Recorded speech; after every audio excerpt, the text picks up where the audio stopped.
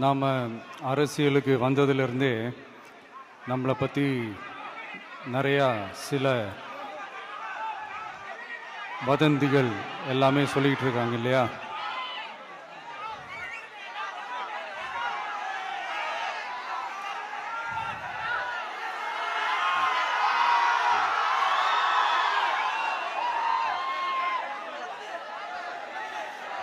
ஒரு சின்ன விஷயம் நான் சொல்லிட்டு போயிடுறேன், கொஞ்சம் சைலண்டாக இருங்க ப்ளீஸ்.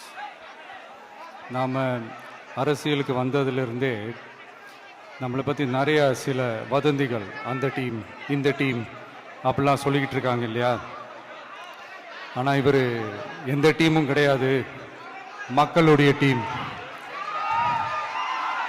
பீப்புள்ஸ் டீம் அப்படின்னு எல்லாருக்கும் தெரிஞ்சதுக்கப்புறம் வேற என்ன அவதூறு பரப்பலாம் இவர் மேலே அப்படின்ட்டு ட்ரை பண்ணி எல்லாமே அவங்களுக்கு ஒர்க் அவுட் ஆகலை.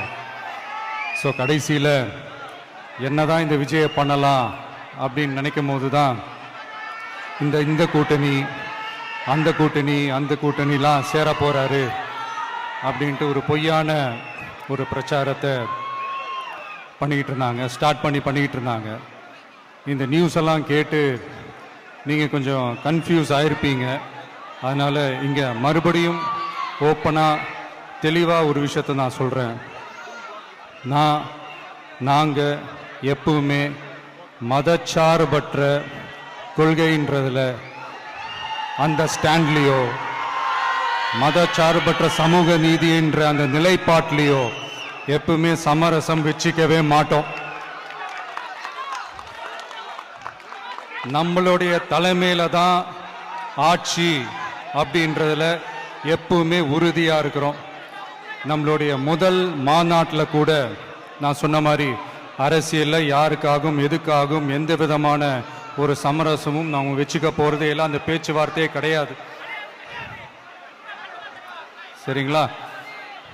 அதனால் யார் என்ன அவதூறு பரப்புனாலும் தயவு செஞ்சு அதை நம்பாதீங்க. எல்லாம் வல்ல இறைவனின் அருளால் நாம நினைச்ச டார்கெட்டை நம்மளால நிச்சயமா அடைய முடியும். இன்னைக்கு என்னுடைய இஸ்லாமிய சகோதர சகோதரிகளுக்கு என்னுடைய ரமலான் நல்வாழ்த்துக்கள். கான்ஃபிடென்ட்டா இருங்க, நல்லதே நடக்கும், வெற்றி நிச்சயம்.